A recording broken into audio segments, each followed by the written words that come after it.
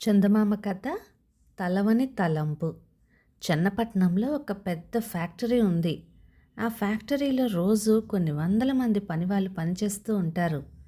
Factory యజమాని పనివాళ్ళకి ఏ రోజు జీతం ఆ రోజు కాకుండా వారానికి ఒక్క మాట ఇవ్వటానికి ఏర్పాటు చేశాడు. వారం ఆఖరున ఆయన జీతాల కింద బట్వాడా చేయవలసిన సొమ్ము 7,000 రూపాయల పైచిల్లర అయ్యేది. యజమాని ప్రతి శనివారం 10 గంటలకి ఈ మొత్తానికి చెక్కు రాసి కదిరివేలు అనే గుమస్తాకి ఆ చెక్కిచ్చి దానిని మార్చి సొమ్ము తేవటానికని బ్యాంకుకి పంపేవాడు. కదిరివేలు గట్టి తోలు సంచి ఒకటి సైకిల్కి తగిలించుకొని వెళ్ళి చెక్కు మార్చి నోట్లన్నీ అందులో పెట్టుకొని భద్రంగా తెచ్చి యజమానికి అప్పగించేవాడు. కదిరివేలు ఆ ఫ్యాక్టరీలో గుమస్తాగా చేరి 10 ఏళ్లకు పైనే అయ్యింది. అతడంటే యజమానికి మంచి నమ్మకం కుదిరింది. అతనికిప్పుడు 80 రూపాయల జీతం. ఒక శనివారం మామూలు ప్రకారం కదిరివేలు చెక్కు మార్చి డబ్బు తెస్తూ ఉంటే అతని బుర్రలోకి ఒక చిత్రమైన ఆలోచన దూరింది. ఆ ఆలోచనకి కారణం ఆ క్రిందటి రాత్రి అతను పత్రికలో చదివిన విషయమే. కలకత్తాలో తనకు మల్లనే బ్యాంకులో నుంచి డబ్బు తెస్తూ ఉన్న ఒక ఆసామిని దారిలో 2 మనుషులు అడ్డగించి రూపాయల సంచి లాక్కోబోయారని, వాడు ఇవ్వక పెనుగులాడితే వాణ్ణి తుపాకీ పేల్చి చంపేసి సొమ్ము పట్టుకుపోయారని ఒక వింత వార్త చదివాడు. నన్ను కూడా ఇలాగే దారిలో ఎవ్వలో ఒకరు అటకాయించి దోచుకున్నారని నేను గోల పెడితే ఏమవుతుంది? అంతా నమ్ముతారు. ఏమంటే ఇలాంటి దోపిడీలు ఇప్పుడు చాలా చోట్ల జరుగుతున్నాయి. నేనంటే అందరికీ, అందులోనూ ముఖ్యంగా మా యజమానికి ఎంతో నమ్మకం అని వాడి బుద్ధికి పుట్టింది. ఈ బుద్ధి పుట్టినప్పటి నుంచి కదిరివేలుకి మరో ఆలోచన లేకపోయింది. పై శనివారం వచ్చింది. చెక్కు మామూలు ప్రకారం చేతికొచ్చింది. బ్యాంకుకి ఫ్యాక్టరీకి మధ్య దారిలోనే సెంట్రల్ స్టేషన్లో ప్రయాణికులు సామాన్లు దాచుకొనటానికి ప్రత్యేకించి ఒక గది ఉంటుంది. సామాను ఒక్కింటికి రోజుకి 2 అనాల చొప్పున చెల్లిస్తే రైల్వే వారు ఆ గదిలో దాచుకొని ఇస్తారు. కదిరివేలు చెక్కు మార్చాడు. నోట్లు తీసుకొని గబగబా సైకిల్ తొక్కుకొని సెంట్రల్ స్టేషన్ పక్కనే ఉన్న మూర్ మార్కెట్లోకి చొరబడ్డాడు. అక్కడ సెకండ్ హ్యాండ్ వస్తువులు అమ్మే ఒక దుకాణంలో పాత సూట్ కేసు ఒకటి కొని దానిలో నోట్లన్నీ కూరాడు. అక్కడనే ఒక చిన్న తాళం కూడా కొని పెట్టకేసి సెంట్రల్లో సామాన్ల గదిలోకి వెళ్ళాడు. 2 అనాలు చెల్లించి ఆ పెట్టెను అక్కడ వప్పచెప్పాడు.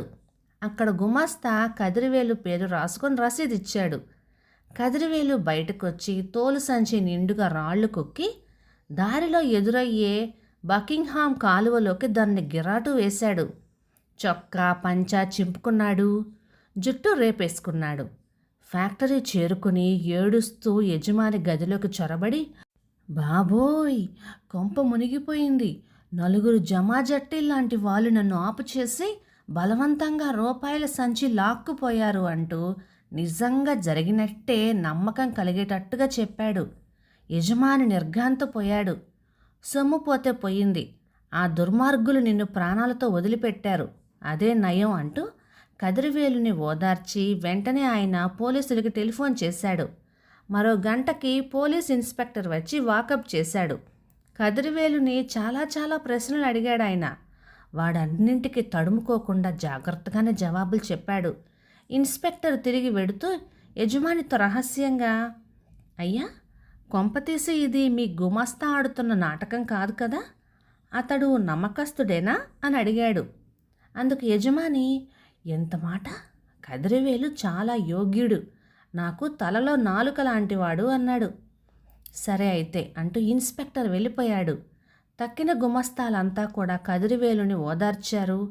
అతడి మనస్సు బాగులేదులేని తోచి యజమాని వాణ్ణి ఆ రోజున అందరికంటే ముందుగానే ఇంటికి వెళ్ళిపోమన్నాడు.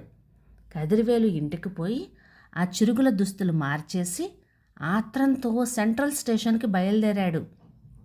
దారిలో కదిరివేలు 7,000 రూపాయల పై చిల్లర, ఇందులో ఒక్క రూపాయి కూడా ఇప్పుడు ముట్టుకోను, మెల్లగా బంగారం కొనేసి ఒక చోట పాతి పెట్టేస్తాను. 5-6 ఏళ్ళు గడిచి ఈ సంగతి అందరూ మర్చిపోయాక ఏదో ఒక వంక పెట్టి ఈ నౌకరీ మానేసి మరో చోటికి పోయి ఏ వ్యాపారమో పెట్టి వృద్ధి చేస్తాను, లేకపోతే భూములు కొంటాను అని గాలిలో మేడలు కట్టుకుంటూ స్టేషన్ చేరుకున్నాడు. అక్కడ గుమస్తాకు రసీదిచ్చి నా పెట్టె ఇవ్వండి సార్ అన్నాడు. ఆ గుమస్తా అదో రకంగా చూస్తూ ఇదేనా అండి మీ సూట్ కేసు అని అన్నాడు. అవును అంటూ కదిరివేలు దాన్ని తీసి చంకన పెట్టుకొని 2 అడుగులు వేశాడో లేదో ఎవరో వెనక నుంచి అతని భుజం పట్టుకున్నట్టయింది. తిరిగి చూడగా పోలీస్. ఎందుకయ్యా నన్ను పట్టుకున్నావు అని దబాయించాడు కదిరివేలు. ఆ సూట్ కేసు నీకెక్కడది అని అన్నాడు పోలీసు. ఎక్కడదేమిటి, నాదే అని అన్నాడు కదిరివేలు. నాదే అంటే చెల్లుతుందా? ఇది కిషోర్ లాల్ అనే నగల వర్తకుడిది. చూడు, ఆ మూల చిన్న అక్షరాలతో ఉన్న ఆయన పేరు. ఆయన రైల్లో ప్రయాణం చేస్తూ ఉంటే ఈ పెట్టెతో సహా మరికొన్ని సామాన్లు కొట్టేశావు, అవునా అని అన్నాడు పోలీసు. నాకు కిషోర్ లాల్ పెట్టె సంగతి ఏమీ తెలియదు సార్, ఈ పెట్టె నేను డబ్బిచ్చి కొనుక్కున్నాను అని గోల పెట్టేశాడు కదిరివేలు.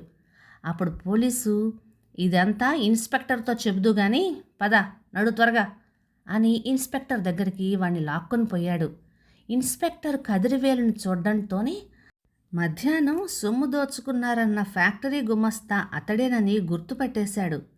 పెట్టె తాళం తీయించి చూసేసరికి అందులో పోయాయి అనుకున్న నోట్లన్నీ ప్రత్యక్షమయ్యాయి. కదిరివేలుకి న్యాయాధిపతులు 7 సంవత్సరాల శిక్ష విధించారు. ఎంత జాగ్రత్తగా చేశాము అనుకున్నా దుర్మార్గం ఇలాగే తలవని తలంపుగా బయటపడిపోతుంది. కథ సమాప్తం. ఇక ఈ కథ 1952 జనవరి చందమామలో వచ్చింది. రచయిత పి. సూర్యనారాయణ గారు, మాంబలం నుంచి. నిజం నిప్పు లాంటిది, ఎప్పుడైనా బయటపడుతుంది అంటారు కదా. ఇలా ఎన్ని చెప్పినా చేసేవాళ్ళు చేస్తూనే ఉంటారనుకోండి. ఇక ఈ కథ మీకు నచ్చినట్లయితే లైక్ చేయండి, షేర్ చేయండి. ఇలాంటి మంచి తెలుగు కథల కోసం మన ఛానల్ని సబ్స్క్రైబ్ చేయండి. Thank you.